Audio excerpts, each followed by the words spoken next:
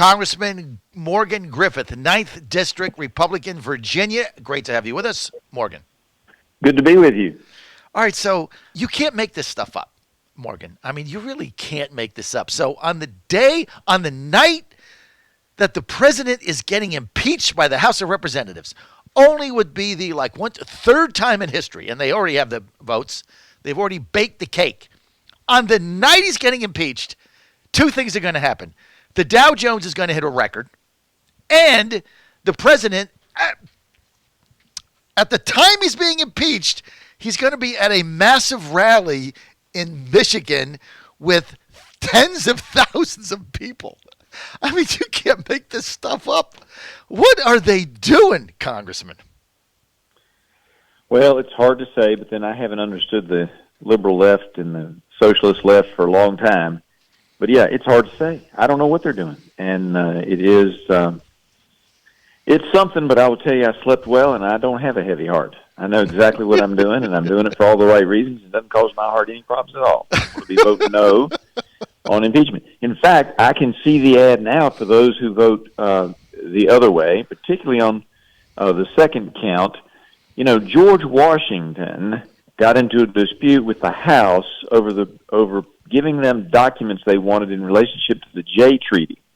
Under this new definition, these Democrats in Washington would have impeached George Washington, believe it or not. Well, and then the Supreme Court just ruled that they wanted to get more information about what was going on, so they wanted to be able to debate it and get it in there as to whether or not those people in the White House didn't have to testify or not. So obviously the Supreme Court thought there was enough there for them to debate it, right? And they hear it. So, so how can you impeach him on obstruction of Congress when the Supreme Court has just said, well, we don't have enough information to determine if they don't have the ability to, or they cannot testify. I mean, this whole thing is so asinine. I mean, I thought at least some of the Democrats would come out and say, look, I can't vote for that because it's not even been decided by the highest court in the land. But no, they don't care. But they have a heavy heart. Yep. Well, you know, look, I get it. It's a tough spot for a lot of these Democrats to be in. Van Drew chose to leave the party. I'm not sure he's formally become a Republican yet. I did not see him yesterday on the floor. He may have been there. I didn't see him. He was not at the Republican caucus meeting, the conference last night. But the bottom line is that he knows that if he doesn't vote for impeachment, and he believes it's the wrong thing to do, he knows that the Democrats won't nominate him for the very reasons you were just saying, that a good half of their party now belongs to the socialist left. And while that's not all Democrats, there's a huge segment, and many of these folks fear that they will not come back. I mean, Nadler went from being, I'm not sure we should do this, to full bore on impeachment because he got an opponent from the left, from his left. I mean, he's already way out on the spectrum on the left, but somebody further to the left came out, and he's afraid he can't hold on to his seat, and that's why you see a lot of this.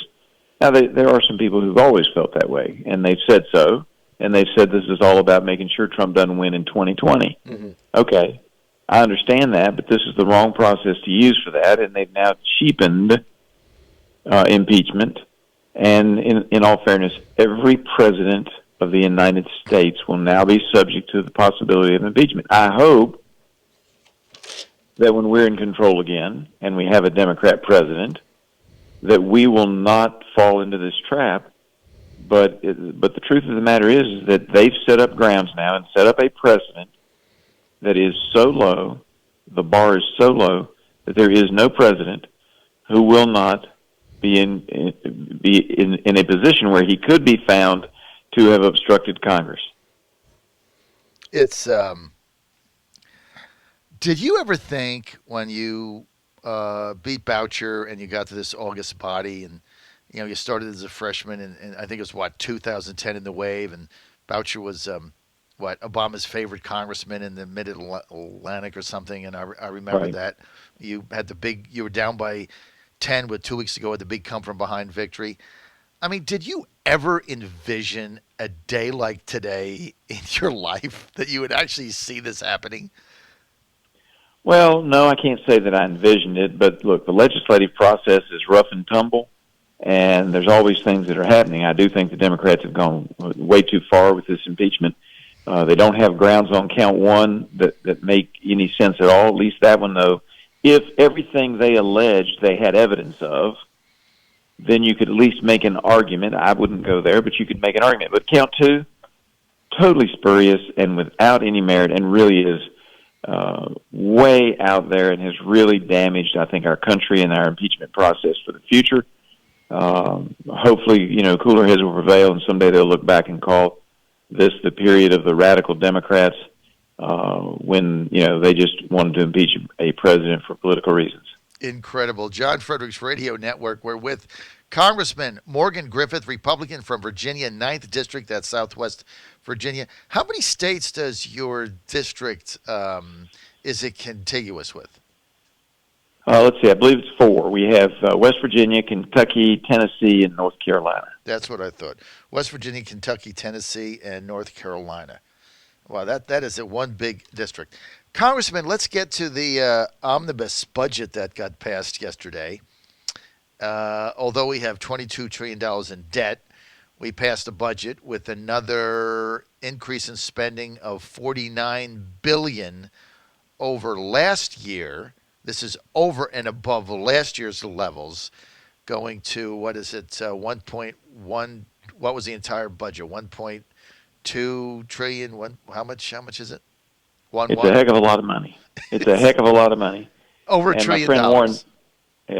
Warren Davidson of Ohio was telling me he was crunching all the numbers, and he said every electoral vote, the people who are represented by that electoral vote owe $2 billion just on the deficit. $2 billion. And that's a lot of money. That's each electoral vote. So, it is a tremendous amount of money.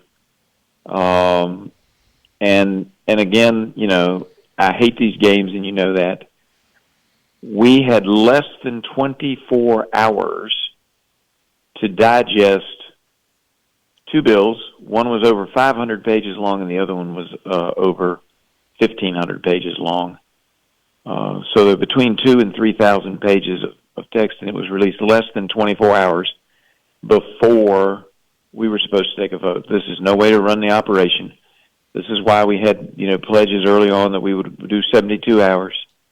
Now Republicans have violated that too. I'm not saying this is just the Democrats who do that, but you really can't expect people to make an intelligent decision and have a serious debate on a bill that they have less than 24 hours to read, or on 2 bills that they have less than 24 hours to read that are between 2,000 and 3,000 pages long.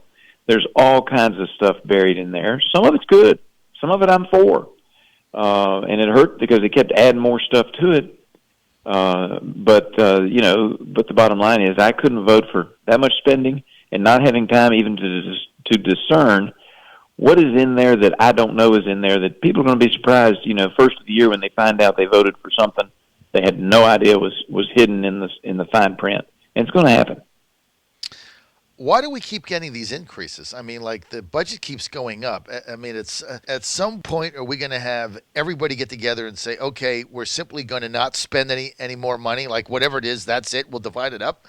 But we just have to stop deficit spending, because the tax cut, the decrease in the revenues, if you follow the Laffer curve theory like I do, it takes a 24-month cycle for the pie to grow, for the revenue to go up. So our revenue has gone down, our spending has gone up, so the national debt gets bigger, the annual deficit gets bigger. It's not even anything that is being debated now. And I guess the president said he's going to sign it. He got more money for defense. He got money for the wall. I'm not begrudging the money, but at what point do we get together and say, we just can't keep doing this into perpetuity? And the problem is we need to go through and look at our budget and decide, is this item something that really is the federal government's job. I mean, I understand at one point in time when people were, right after World War II, people were buying boats and more people had boats than ever before. And a program was created by the federal government to teach people how to empty the toilets on their boats. We are still spending millions of dollars a year teaching people, I don't know where they do it, but teaching people how to empty the toilets on their boats. Well, most people have already figured it out, and most of your marinas can tell you how to do it. You don't need to spend federal money on that, but because we created a program in the 50s, we still have it. We need to go through line by line, or we need to do what has been proposed before and what I voted for, and just knock a penny off of everything. If you can't go through the budget and sort it out, knock a penny off of everything. And if you do that for a couple of years, knock a penny here and a penny there, eventually you get spending under control. But we're out of control. New programs come up. It sounds great. We say, let's do that. We don't take any programs off the table. And we should. We should be looking at these programs and figuring out what is the best use of the American taxpayers' money, and we really never do that. Well, at some point, the Greece phenomena sets in. I mean, you just can't spending money like this. And I know the president said, give me a second term and I'll focus on that. In looking how hard it was to pull 1,000 troops out of Syria, I just, for the life of me, can't think of how we're ever going to come together in a bipartisan way and say, okay, we really need to figure this out. And everybody sits down at a table and comes up with it. I mean, it almost, it almost makes you long for Obama's plan of sequestration. As bad as that was, at least they had a plan. And remember, he got like 8 Democrats together with 8 Republicans or something, and he said, got them all in the room and said, look, figure out how we stop spending ourselves into oblivion. Remember that. At least Obama tried, and we ended up with sequestration. Not the best thing ever, but at least it was a potential solution. Now we don't have anything, and it gets signed in the middle of impeachment, and everybody's happy. Just spend the money. Okay, let's get to the FISA court. As you know, I'm opposed to the Patriot Act, son of Patriot Act. Look, I said 9 years ago when I got on the air, if you keep passing these Patriot Acts, the FISA court would be abused. American citizens would get spied on. Too much power in the hands of too few. But what did you think of the fact that a FISA judge came out and blasted the fact that they were scammed in signing that warrant? I don't think they went far enough. If you tell a fib to the court and you're an officer of the court has the ability to sanction you. They should sanction some of the people who signed those requests knowing that the Steele dossier was not verified, as they are required to tell the court it was. They told the court it was a verified document that you could rely on. That was not true. They have, in essence, committed a fraud upon the court. They are officers of the court. That puts them at a higher standard than, Joe citizen coming off the street into any court. I think the court should have sanctioned them. I think this was a cop-out. I don't think it went far enough. And I think the court should sanction those people who signed onto those warrants knowing full well they were not verified, particularly Comey, who admitted that they weren't verified, yet his name is on one of them. Rosenstein might have just been doing a rubber stamp, but the law says he's supposed to verify it. And so the bottom line is I think they should sanction them. I'm not saying that they should go to jail or anything like that and be held by the court for that, for contempt by putting them in jail. But I do think there ought to be sanctions. Well, you're a lawyer, and your wife, Hillary, is a judge. Could you imagine if a prosecutor went to your wife to get her to sign a warrant of that nature, spying on somebody or something, as search or whatever, and presented her with false information that they, not like by mistake, like just doctored information to get your wife to sign a warrant, and she believed that what the prosecutors signed, what was signed there was accurate. Then she finds out afterward that she was totally lied to and misled. What do you think her reaction would be? Well, I know she would be upset. Now, I can't speak for her as a judge. She has to make up her own mind, and And as you know, she's a strong-willed Yes. woman, and she does not always agree with her husband. And so I can't speak for her on what she would do. But I will tell you, historically, some of the judges in the area in which I practiced, if they found out that a lawyer had lied to them in court, they would, and particularly if it had happened on a couple of occasions, they would take action. It might just simply be, you can no longer appear in my court because I no longer believe anything you say, and you're now banned from my court. You have to get another judge to hear all your cases. Mm-hmm. Or it may be something more severe, a fine, or even potential jail time. Usually not excessive, but just to get the message across. But judges have to keep control of their courtroom, and if you have people who are telling you falsehoods, whether through omission or not telling you that something's unverified, when in fact you're supposed to tell them it is verified, there ought to be some sort of sanction so that the next group of lawyers coming along, whether it be from the left, the right, the middle, upside down or whatever, knows that they can't get away with that. Right. I don't know any judge that doesn't understand that. The FISA court needs to go a step further. I'm glad they issued a statement, but I think they need to go a step further and sanction the people who signed the warrants, knowing them not to be accurate. The country is run on the trust in the judicial system, right? That's how we function as a country. You have to trust the system. Yes, sir. And I always tell people when they complain about it, it's like, look, we have a republic. This is the glue that holds it together. You have to trust the process. And I don't know your wife that well, but I do know she's strong-willed. And I could just imagine her or any other judge being lied to and feeling like they were basically misled into signing a warrant. I mean, with false information. It's so bad and so egregious. But again, we create these environments that allow it to happen, and then, as you said, the sanctions aren't that big of a deal. I got to roll. I'm out of time. Congressman Morgan Griffith, when the impeachment vote comes tonight, and you're voting no, the president will be at a rally with 50,000 people. Go figure. John Fredericks Radio Network, and it's with a heavy heart that Abigail Spenberg is going to lose. Congressman, thanks for being with us. It's just a weird day. Thanks for being with us, Congressman Morgan Griffith.